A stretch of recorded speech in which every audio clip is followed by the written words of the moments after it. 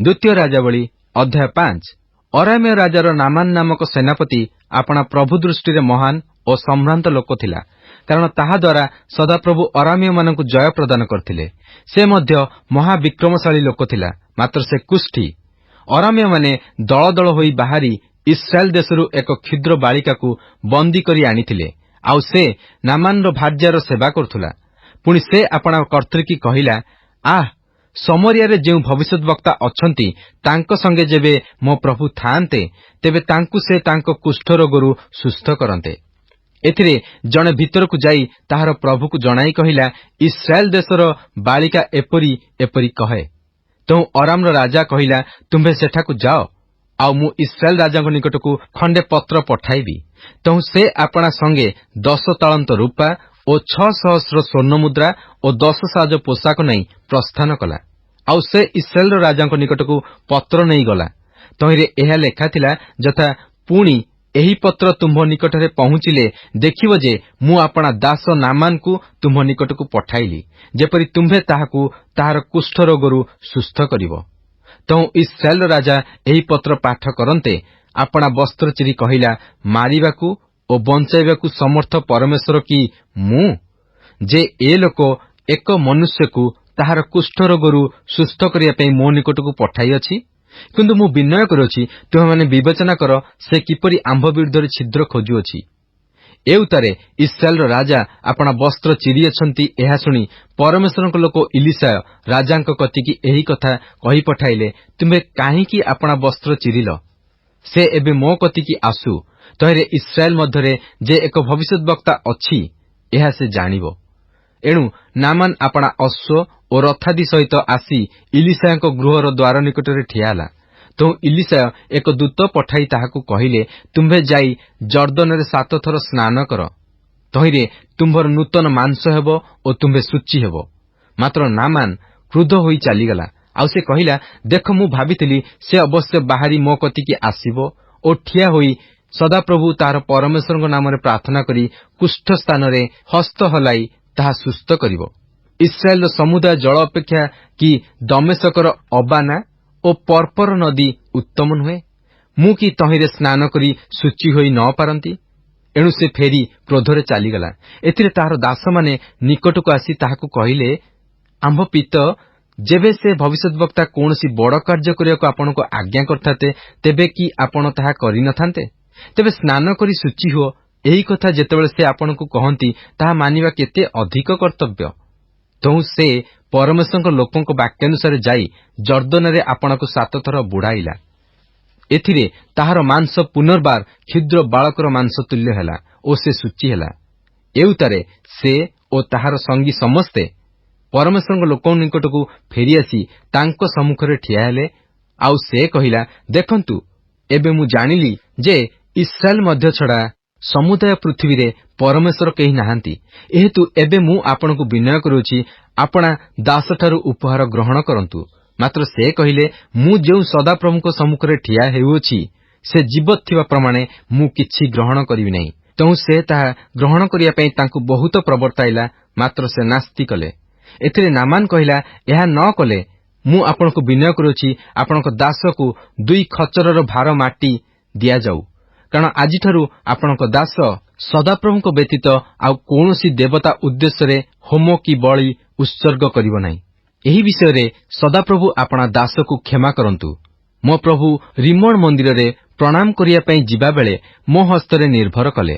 ମୁଁ ଯେବେ ରିମୋଣ ମନ୍ଦିରରେ ପ୍ରଣାମ କରେ, ତେବେ ରିମୋଣ ମନ୍ଦିରରେ ପ୍ରଣାମ କରିବା ବେଳେ ଏ ବିଷୟରେ ସଦାପ୍ରଭୁ ଆପଣଙ୍କ ଦାସକୁ କ୍ଷମା କରନ୍ତୁ। ତହିଁରେ ଇଲିଶା ତାହାକୁ କହିଲେ, କୁଶଳରେ ଯାଅ। ତେଣୁ ସେ ତାଙ୍କ ନିକଟରୁ ପ୍ରସ୍ଥାନ କରି ଅଳ୍ପ ଦୂର ବାଟ ଗଲା।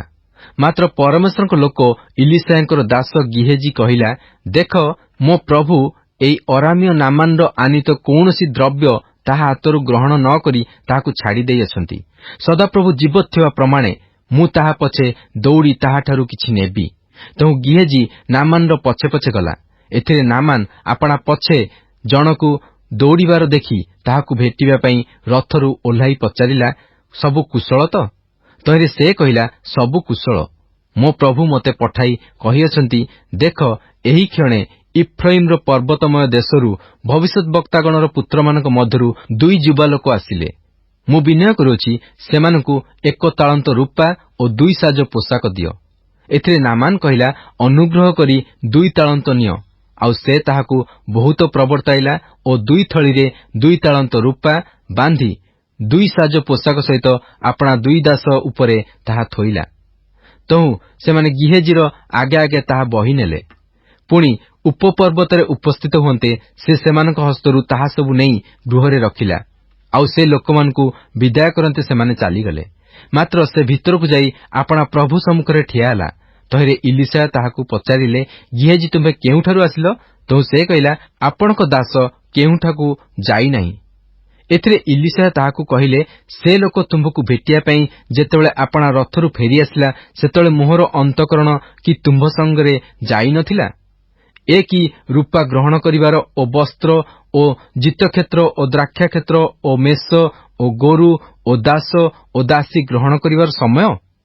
ଏହେତୁ ନାମାନର କୁଷ୍ଠରୋଗ ତୁମ୍ଭଠାରେ ଓ ତୁମ୍ଭ ବଂଶରେ ସଦାକାଳ ଲାଗି ରହିବ। ଏଥିରେ ଗିହେଜି ହିମତୁଲ୍ୟ ଶ୍ୱେତ କୁଷ୍ଠଗ୍ରସ୍ତ ହୋଇ ତାଙ୍କ ସାକ୍ଷାତରୁ ବାହାରିଗଲା।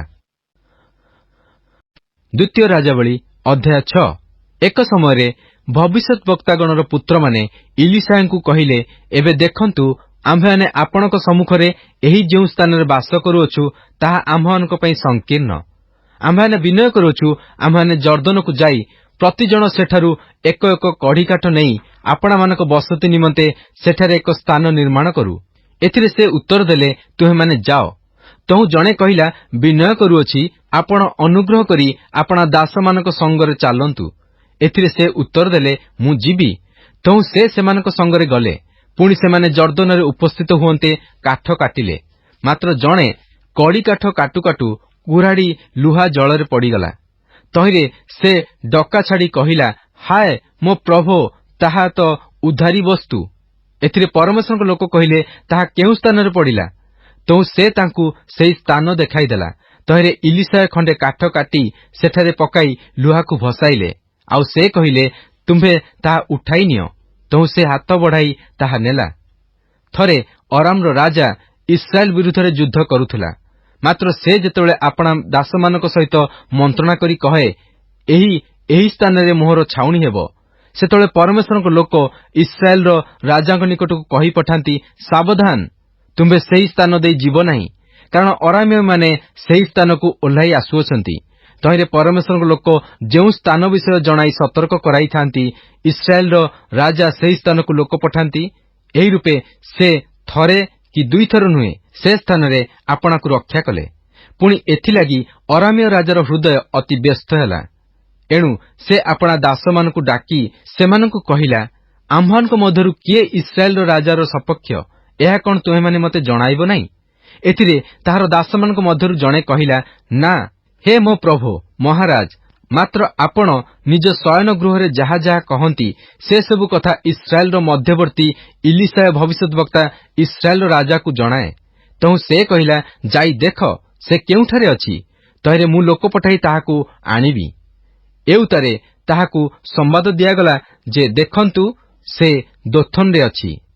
ଏହେତୁ ସେ ସ୍ଥାନକୁ ଅଶ୍ୱଗଣ ଓ ରଥ ଓ ମହାସୈନ୍ୟ ଦଳ ପଠାଇଲା। ପୁଣି ସେମାନେ ରାତ୍ରିରେ ଆସି ନଗରର ଚତୁର୍ଦ୍ଦିଗ ବେଷ୍ଟନ କଲେ।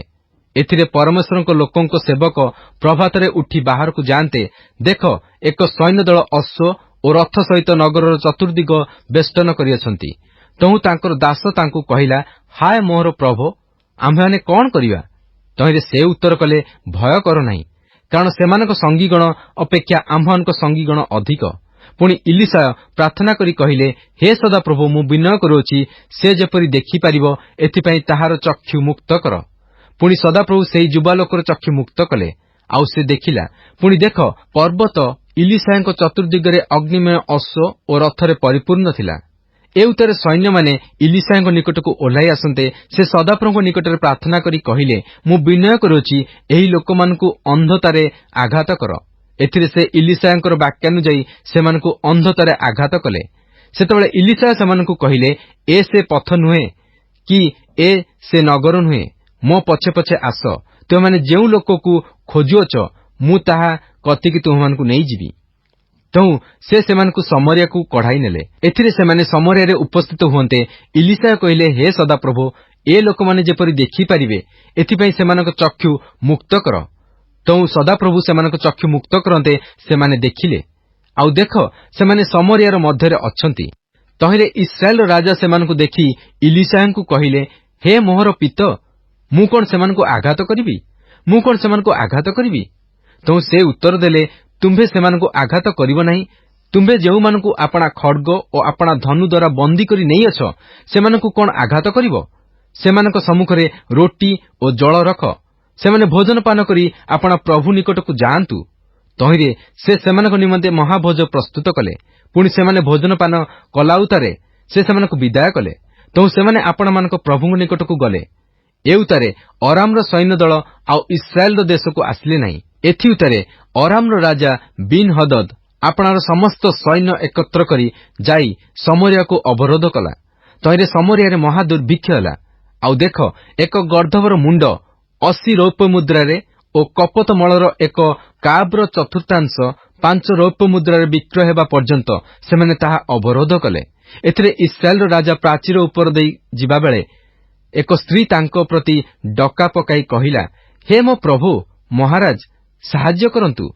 ତହିଁରେ ସେ କହିଲେ, ଯେବେ ସଦାପ୍ରଭୁ ତୁମ୍ଭର ସାହାଯ୍ୟ ନ କରନ୍ତି ତେବେ ମୁଁ କେଉଁଠାରୁ ତୁମ୍ଭକୁ ସାହାଯ୍ୟ କରିବି?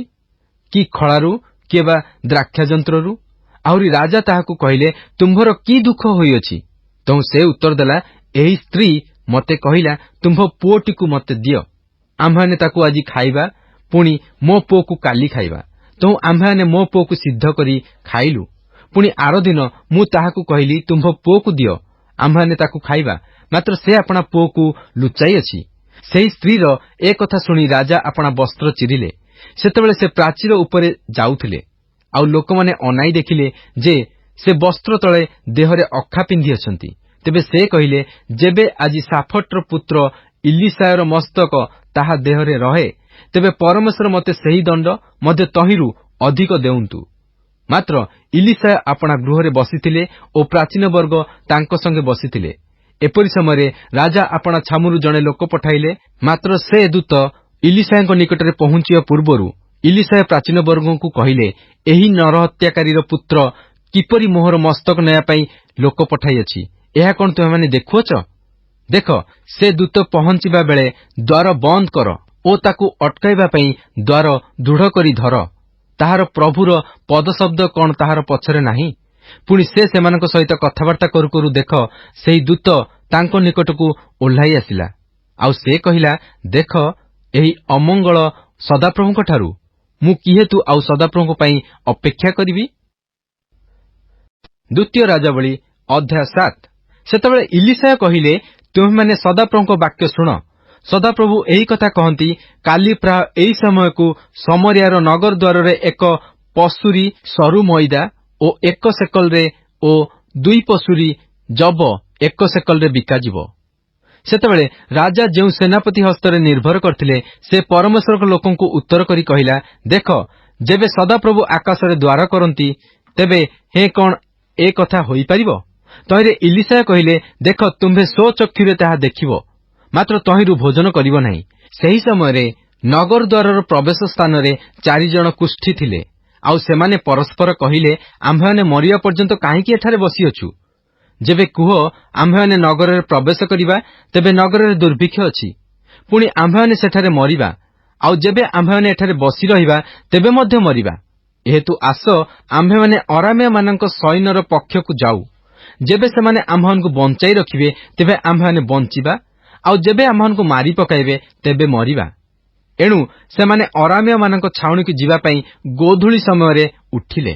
ଆଉ ସେମାନେ ଅରାମ୍ୟମାନଙ୍କ ଛାଉଣିର ବାହାର ସୀମାରେ ଉପସ୍ଥିତ ହେବାବେଳେ ଦେଖ, ସେଠାରେ କୌଣସି ମନୁଷ୍ୟ ନାହିଁ, କାରଣ ସଦାପ୍ରଭୁ ଅରାମ୍ୟମାନଙ୍କ ସୈନ୍ୟଗଣକୁ ରଥ ଶବ୍ଦ ଓ ଅଶ୍ୱ ଶବ୍ଦ ଅର୍ଥାତ୍ ମହାସୈନ୍ୟ ଶବ୍ଦ ଶୁଣାଇଥିଲେ।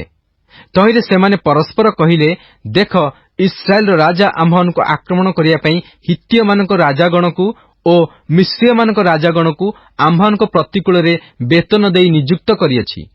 ଏହେତୁ ସେମାନେ ଉଠି ଗୋଧୂଳି ସମୟରେ ପଳାଇଲେ।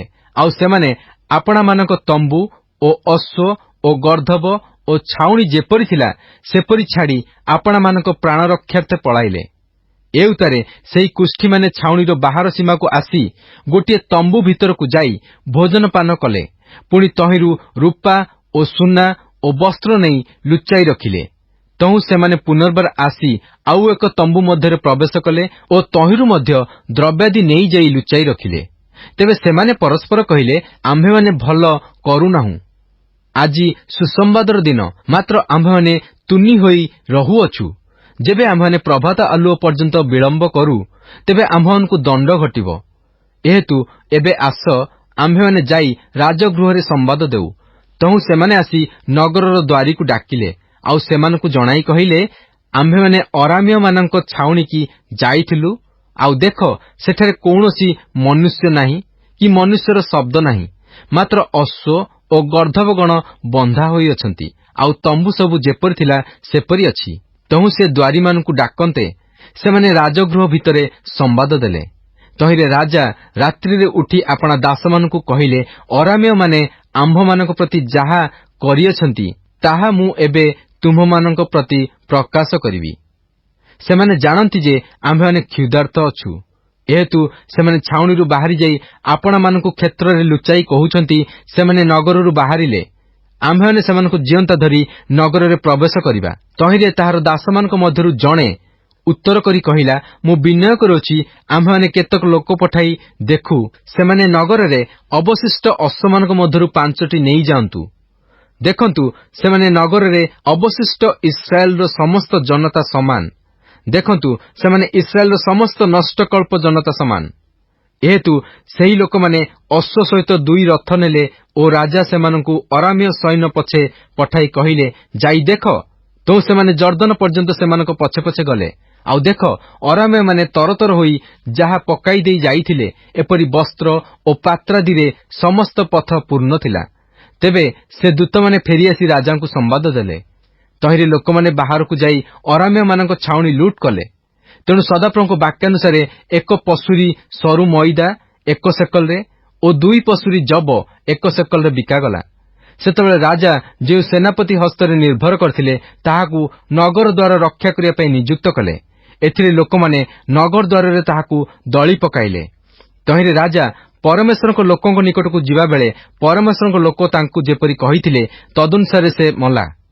ପରମେଶ୍ୱରଙ୍କ ଲୋକ ରାଜାଙ୍କୁ ଏହି କଥା କହିଥିଲେ, କାଲି ପ୍ରାୟ ଏହି ସମୟକୁ ସମରିଆର ନଗର ଦ୍ୱାରରେ 2 ପଶୁରୀ ଜବ 1 ସେକଲ ଓ 1 ପଶୁରୀ ସରୁ ମଇଦା 1 ସେକଲ ହେବ। ଆଉ ସେହି ସେନାପତି ପରମେଶ୍ୱରଙ୍କ ଲୋକଙ୍କୁ ଉତ୍ତର କରି କହିଥିଲା, ଦେଖ, ଯେବେ ସଦାପ୍ରଭୁ ଆକାଶରେ ଦ୍ୱାର କରନ୍ତି, ତେବେ ହେଁ କଣ ଏପରି କଥା ହୋଇପାରିବ? ତହିଁରେ ସେ କହିଥିଲେ, ଦେଖ, ତୁମ୍ଭେ ସ୍ୱଚକ୍ଷୁରେ ତାହା ଦେଖିବ, ମାତ୍ର ତହିଁରୁ ଭୋଜନ କରିବ ନାହିଁ। ସେହିପରି ତାହା ପ୍ରତି ଘଟିଲା, କାରଣ ଲୋକମାନେ ନଗର ଦ୍ୱାରରେ ତାହାକୁ ଦଳି ପକାନ୍ତେ ସେ ମଲା। ଦ୍ୱିତୀୟ ରାଜାବଳୀ ଅଧ୍ୟାୟ 8।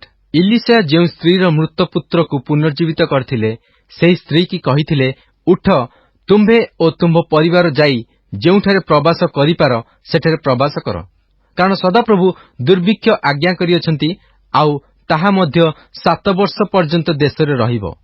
ତହିଁରେ ସେ ସ୍ତ୍ରୀ ଉଠି ପରମେଶ୍ୱରଙ୍କ ଲୋକଙ୍କର ବାକ୍ୟ ପ୍ରମାଣେ କର୍ମ କଲା, ଅର୍ଥାତ୍ ସେ ଆପଣା ପରିବାର ସହିତ ଯାଇ ପଲେଷ୍ଟିୟମାନଙ୍କ ଦେଶରେ 7 ବର୍ଷ ପ୍ରବାସ କଲା।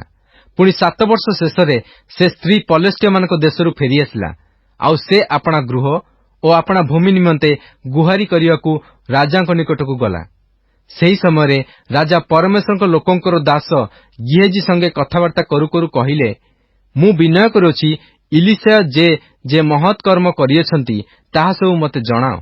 ତହିଁରେ ଇଲିଶା କି ରୂପେ ମୃତ ଲୋକକୁ ପୁନର୍ଜୀବିତ କରିଥିଲେ, ଏହା ଗିହେଜି ରାଜାଙ୍କୁ କହିବା ବେଳେ, ଦେଖ, ଯେଉଁ ସ୍ତ୍ରୀର ପୁତ୍ରକୁ ସେ ପୁନର୍ଜୀବିତ କରିଥିଲେ, ସେ ସ୍ତ୍ରୀ ରାଜାଙ୍କ ନିକଟରେ ଆପଣା ଗୃହ ଓ ଆପଣା ଭୂମି ନିମନ୍ତେ ଗୁହାରି କରୁଅଛି। ଏଥିରେ ଗିହେଜି କହିଲା, ହେ ମୋର ପ୍ରଭୁ ମହାରାଜ, ଏ ସେହି ସ୍ତ୍ରୀ ଓ ତାହାର ପୁତ୍ର, ଏହାକୁ ଇଲିଶା ପୁନର୍ଜୀବିତ କରିଥିଲେ। ତେଣୁ ରାଜା ସେହି ସ୍ତ୍ରୀକି ପଚାରନ୍ତେ ସେ ତାଙ୍କୁ ଜଣାଇଲା।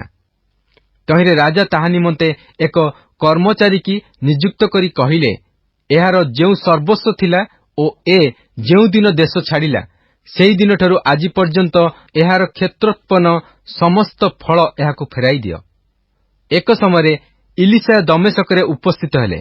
ସେତେବେଳେ ଅରାମର ରାଜା ବିନ୍ ହଦଦ୍ ପୀଡ଼ିତ ଥିଲା। ପୁଣି ପରମେଶ୍ୱରଙ୍କ ଲୋକ ଏ ସ୍ଥାନକୁ ଆସିଅଛନ୍ତି ବୋଲି ତାହାକୁ ସମ୍ବାଦ ଦିଆଗଲା। ତହିଁରେ ରାଜା ହସାଏଲକୁ କହିଲା, ଆପଣା ହସ୍ତରେ ଉପହାର ନେଇ ପରମେଶ୍ୱରଙ୍କ ଲୋକଙ୍କୁ ସାକ୍ଷାତ କରିବାକୁ ଯାଅ, ଆଉ ମୁଁ ଏହି ପୀଡ଼ାରୁ ମୁକ୍ତ ହେବି କି ନାହିଁ ଏହି କଥା ତାଙ୍କ ଦ୍ୱାରା ସଦାପ୍ରଭୁଙ୍କୁ ପଚାର। ଏଥିରେ ହସାଏଲ ତାଙ୍କୁ ସାକ୍ଷାତ କରିବାକୁ ଗଲା ଓ ଦମେଶକର ସକଳ ଉତ୍ତମ ବସ୍ତୁର 40 ଉଷ୍ଟ୍ରର ବୋଝ ଉପହାର ସଙ୍ଗେ ନେଇ ଆସି ତାଙ୍କ ସମ୍ମୁଖରେ ଉଭା ହୋଇ କହିଲା, ଆପଣଙ୍କ ପୁତ୍ର ଅରାମର ରାଜା ବିନ୍ ହଦଦ୍ ଆପଣଙ୍କ ନିକଟକୁ ମୋତେ ପଠାଇ ପଚାରୁଅଛନ୍ତି, ମୁଁ କଣ ଏହି ପୀଡ଼ାରୁ ମୁକ୍ତ ହେବି? ତହିଁରେ ଇଲିଶା ତାହାକୁ କହିଲେ, ତୁମ୍ଭେ ଯାଇ ତାହାକୁ କୁହ, ତୁମ୍ଭେ ଅବଶ୍ୟ ମୁକ୍ତ ହେବ। ତଥାପି ସଦାପ୍ରଭୁ ମୋତେ ଜଣାଇଅଛନ୍ତି ଯେ ସେ ଅବଶ୍ୟ ମରିବ। ସେତେବେଳେ ଇଲିଶା ତାହା ପ୍ରତି ଏପରି ସ୍ଥିର ଦୃଷ୍ଟି କଲେ ଯେ ସେ ଲଜ୍ଜିତ ହେଲା। ପୁଣି ପରମେଶ୍ୱରଙ୍କ ଲୋକ ରୋଦନ କଲେ। ତହିଁରେ ହସାଏଲ ପଚାରିଲା, ମୋ ପ୍ରଭୁ କାହିଁକି ରୋଦନ କରୁଅଛନ୍ତି? ସେ ଉତ୍ତର କଲେ, କାରଣ ଏହି, ତୁମ୍ଭେ ଇସ୍ରାଏଲ ସନ୍ତାନଗଣ ପ୍ରତି ଯେଉଁ ଅନିଷ୍ଟ କରିବ ତାହା ମୁଁ ଜାଣେ। ତୁମ୍ଭେ ସେମାନଙ୍କ ଦୃଢ଼ ଗଡ଼ସବୁରେ ଅଗ୍ନି ଲଗାଇବ ଓ ତୁମ୍ଭେ ସେମାନଙ୍କ ଯୁବାମାନଙ୍କୁ ଖଡ୍ଗରେ ବଧ କରିବ ଓ ସେମାନଙ୍କ ଶିଶୁଗଣକୁ ଭୂମିରେ କଚାଡ଼ି ଚୂର୍ଣ୍ଣ କରିବ ଓ ସେମାନଙ୍କ ଗର୍ଭବତୀ ସ୍ତ୍ରୀମାନଙ୍କ ଉଦର ବିଦୀର୍ଣ୍ଣ କରିବ। ଏଥିରେ ହସାଏଲ କହିଲା, ମାତ୍ର ଆପଣଙ୍କ ଦାସ ଯେ ଗୋଟିଏ କୁକୁର ମାତ୍ର, ସେ କିଏ ଯେ ଏହି ବଡ଼ କର୍ମ କରିବ? ତହୁଁ ଇଲିଶା ଉତ୍ତର କଲେ, ସଦାପ୍ରଭୁ ମୋତେ ଜଣାଇଅଛନ୍ତି ଯେ ତୁମ୍ଭେ ଅରାମର ରାଜା ହେବ।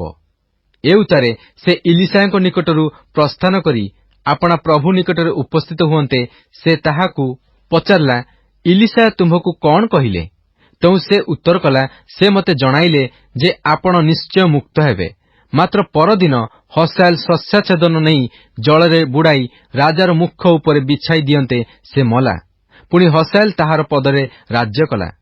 ଆହାବଙ୍କର ପୁତ୍ର ଇସ୍ରାଏଲର ରାଜା ଜୋରାମର ଅଧିକାରର 5ମ ବର୍ଷରେ ଜିହୁଦାର ରାଜା ଜିହୋଶାଫଟଙ୍କର ପୁତ୍ର ଜିହୋରାମ ରାଜ୍ୟ କରିବାକୁ ଆରମ୍ଭ କଲେ। ସେ ସମୟରେ ଜିହୋଶାଫଟ ଜିହୁଦାର ରାଜା ଥିଲେ। ସେ ରାଜ୍ୟ କରିବାକୁ ଆରମ୍ଭ କରିବା ସମୟରେ 32 ବର୍ଷ ବୟସ୍କ ହୋଇଥିଲେ ଓ ସେ ଜେରୁସାଲେମରେ 8 ବର୍ଷ ରାଜ୍ୟ କଲେ।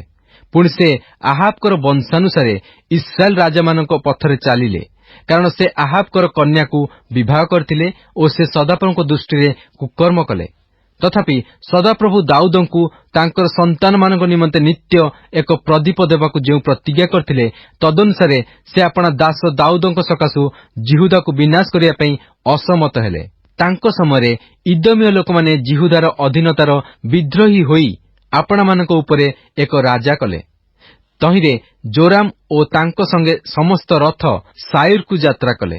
ପୁଣି ସେ ରାତ୍ରି କାଳରେ ଉଠି ଆପଣା ଚତୁର୍ଦ୍ଦିଗ ବେଷ୍ଟିତ ଇଦୋମୀୟମାନଙ୍କୁ ଓ ରଥାଧ୍ୟକ୍ଷମାନଙ୍କୁ ସଂହାର କଲେ। ଏଥିରେ ଲୋକମାନେ ଆପଣା ଆପଣା ତମ୍ବୁକୁ ପଳାଇଲେ।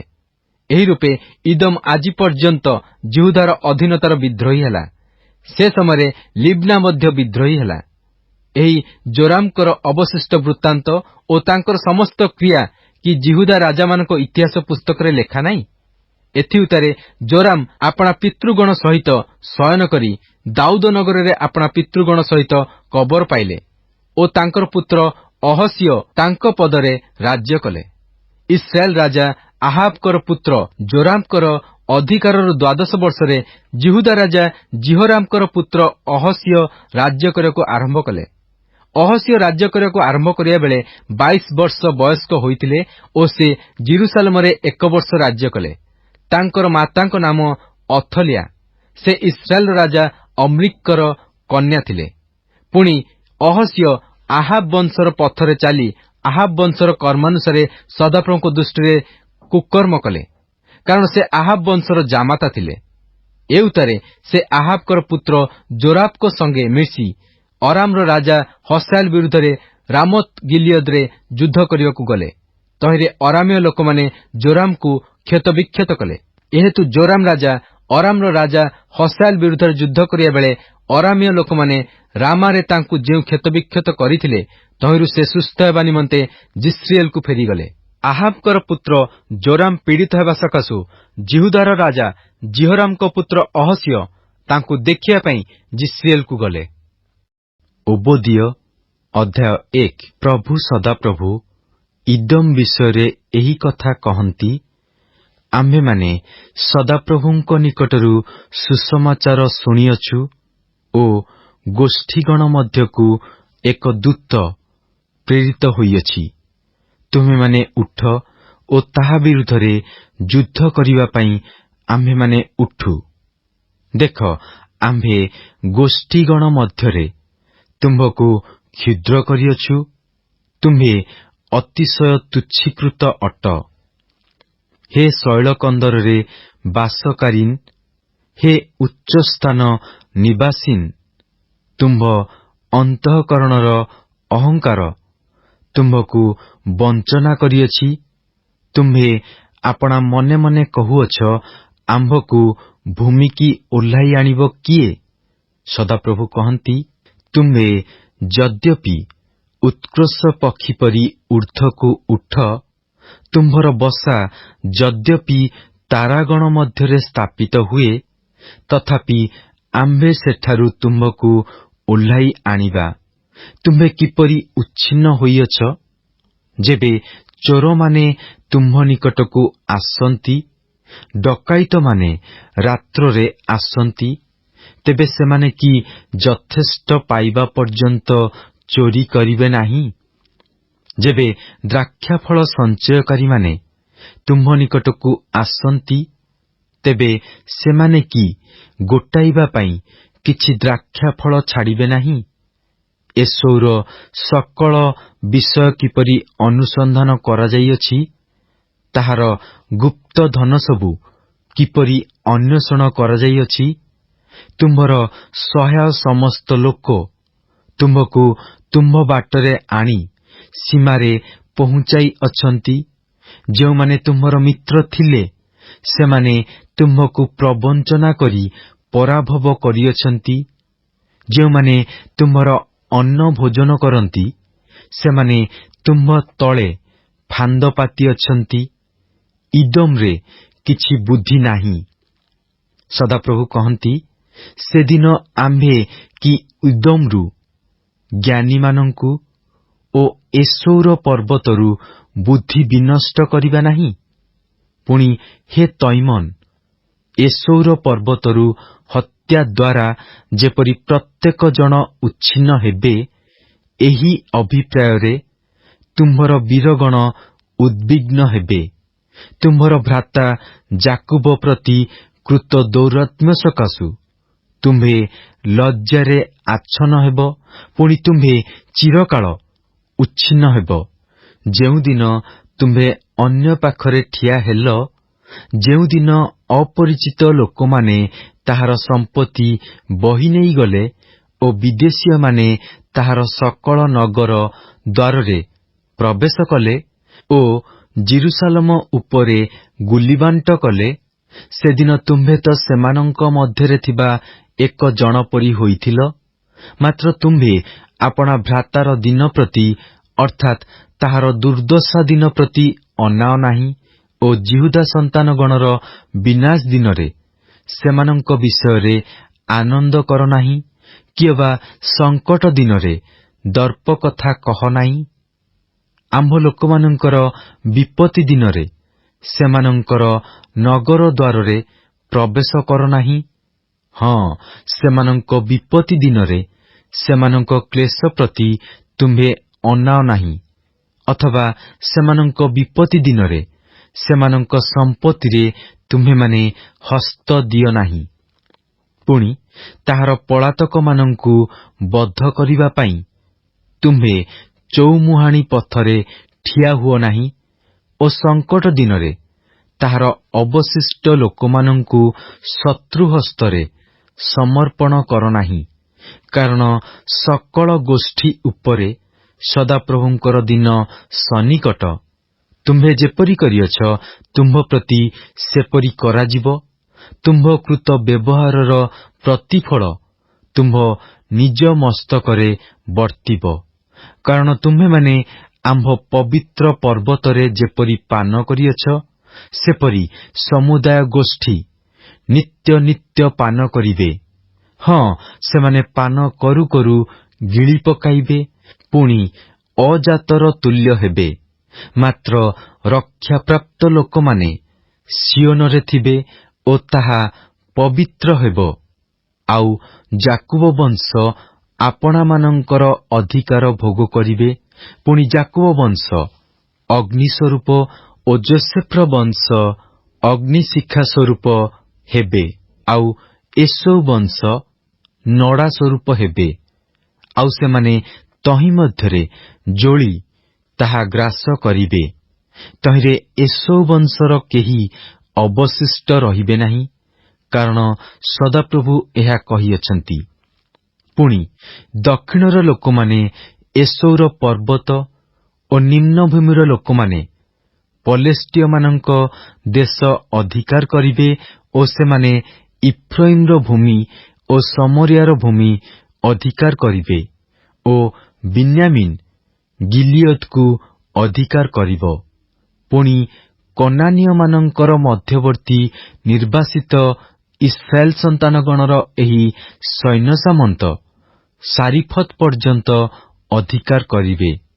ଓ ଜିରୁସାଲମର ଯେଉଁ ନିର୍ବାସିତ ଲୋକମାନେ ସଫାରଦରେ ଅଛନ୍ତି, ସେମାନେ ଦକ୍ଷିଣସ୍ଥ ନଗର ସକଳ ଅଧିକାର କରିବେ। ପୁଣି ଏସୌର ପର୍ବତର ବିଚାର କରିବା ନିମନ୍ତେ ଉଦ୍ଧାରକର୍ତ୍ତାମାନେ ସିଓନ ପର୍ବତକୁ ଆସିବେ। ପୁଣି ରାଜ୍ୟ ସଦାପ୍ରଭୁଙ୍କର ହେବ। Good morning and praise the Lord. ଆଜି ବାଇବଲ ପଠନ ଦିନ ସଂଖ୍ୟା 90 ଶନିବାର।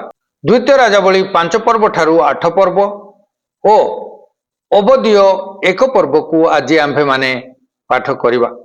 ଇଲିଶାୟ ଭବିଷ୍ୟତ ବକ୍ତାଙ୍କ କାହାଣୀ ଜାରି ରହିଛି। ଅରାମୀୟ ସେନାପତି ନାମାନ, ଯିଏ ଅରାମ ତଥା ସିରିଆର ରାଜାଙ୍କ ଅନୁରୋଧ ପତ୍ର ନେଇ ତାର କୁଷ୍ଠ ରୋଗରୁ ସୂଚୀ ହେବା ପାଇଁ ଯାଇଥିଲା, କିନ୍ତୁ ଜର୍ଦ୍ଦନ ନଦୀରେ 7 ଥର ବୁଡ଼ିବା ସମ୍ବନ୍ଧୀୟ ଇଲିଶାୟଙ୍କ ନିର୍ଦ୍ଦେଶରେ କ୍ରୋଧିତ ହୋଇ ଫେରିଯିବାକୁ ବାହାରିଲା। କିନ୍ତୁ ପରବର୍ତ୍ତୀ ସମୟରେ ସେ ମନ ପରିବର୍ତ୍ତନ କରି ଇଲିଶାୟଙ୍କ ନିର୍ଦ୍ଦେଶକୁ ମାନିଲା ଓ ସମ୍ପୂର୍ଣ୍ଣ ରୂପେ ସୁସ୍ଥ ହେଲା ଓ ସେନାପତି ନାମାନ ସଦାପ୍ରଭୁ ଯେ ଏକମାତ୍ର ପରମେଶ୍ୱର ଅଟନ୍ତି ଏହା ସ୍ୱୀକାର କଲା। ଇଲିଶାୟଙ୍କ ସେବା କାର୍ଯ୍ୟ ଜାରି ରହିଲା ଏବଂ ଈଶ୍ୱରଙ୍କ ପ୍ରେରଣା ଅନୁସାରେ ସେ ଉତ୍ତର ଇସ୍ରାଏଲକୁ ସିରିଆ ବା ଅରାମ ବିରୁଦ୍ଧରେ ଯୁଦ୍ଧ କରିବାରୁ ରକ୍ଷା କରିଥିଲେ। ତଥାପି ରାଜା ଜିହୋରାମ ଓ ଲୋକମାନେ ସଦାପ୍ରଭୁଙ୍କଠାରେ ବିଶ୍ୱାସ କଲେ ନାହିଁ ଏବଂ ତାହାଙ୍କ ବାକ୍ୟର ବିଦ୍ରୋହାଚରଣ କଲେ। ଓବଦୀୟ ପୁସ୍ତକ 1 ପର୍ବ। ବର୍ତ୍ତମାନ ଠାରୁ ଆମେ ମଝି ମଝିରେ ଭବିଷ୍ୟତ ବକ୍ତାମାନଙ୍କର ପୁସ୍ତକକୁ ପାଠ କରିବା, କାରଣ ଆମେ ଯେଉଁ ସ୍ଥାନରେ କୌଣସି ଭବିଷ୍ୟତ ବକ୍ତାମାନଙ୍କର ପୁସ୍ତକ ପାଠ କରୁଛୁ ସେହି ସ୍ଥାନରେ ଧ୍ୟାନ ଦେବେ ଯେ ଦ୍ୱିତୀୟ ରାଜାବଳୀର ସେହି ଅଂଶରେ ତଥା ସେହି ସମୟରେ ସେହି ଭବିଷ୍ୟତ ବକ୍ତା କାର୍ଯ୍ୟ କରୁଥିଲେ ଏବଂ ସେହି ପୁସ୍ତକଟି ସେହି ସମୟର ପ୍ରସଙ୍ଗ ଅନୁସାରେ, ସେହି ସମୟର ପରିସ୍ଥିତି ଅନୁସାରେ, ସେହି ସମୟର ଲୋକମାନଙ୍କ ପାଇଁ ସେମାନେ ଭବିଷ୍ୟତ ବାକ୍ୟ ପ୍ରଚାର କରିଥିଲେ।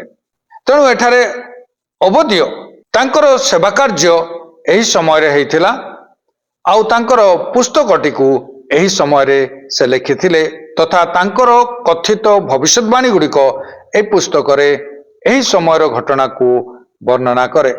ଇଦୋମ, ଯିଏ ଦାଉଦଙ୍କ ଦ୍ୱାରା ପରାସ୍ତ ହୋଇ ସେହି ଦିନଠାରୁ ଇସ୍ରାଏଲକୁ ଶୁଳ୍କ ବା କର ଦେଇ ଆସୁଥିଲା।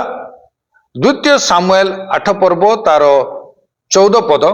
ସେ ଜିହୋଶାଫାଟଙ୍କ ପୁତ୍ର ଜିହୋରାମଙ୍କ ରାଜତ୍ୱ କାଳରେ ଜିହୁଦା ପ୍ରତି ବିଶ୍ୱାସଘାତକତା କରି ତାହାର ନିନ୍ଦା ଓ ପରିହାସ କଲା। ଆଉ ଓବଦୀୟ ଭବିଷ୍ୟତ ବକ୍ତା ଏହି ପ୍ରସଙ୍ଗକୁ ନେଇ ଏକ ସମ୍ବାଦ ଘୋଷଣା କଲେ। ଇଦୋମ ଈଶ୍ୱରଙ୍କ ରାଜ୍ୟକୁ ଆକ୍ରମଣ କରିବ, କିନ୍ତୁ ତଦ୍ୱାରା ଈଶ୍ୱରଙ୍କ ରାଜ୍ୟର କୌଣସି କ୍ଷତି ହେବ ନାହିଁ, ମାତ୍ର ତାହା ପୂର୍ବ ପରି ଜାରି ରହିବ। ଏହା ଥିଲା ଆଜିର ପଠିତ ଶାସ୍ତ୍ରାଂଶର ସାରାଂଶ। ଖ୍ରୀଷ୍ଟଙ୍କ ଠାରେ ଏକତ୍ର, ଆହା ଏହା କି ଆଶୀର୍ବାଦର ବିଷୟ ଅଟେ। ପ୍ରଭୁ ଆଜିର ପଠନରେ ଆମ ପ୍ରତ୍ୟେକଙ୍କୁ ଆଶୀର୍ବାଦ କରନ୍ତୁ।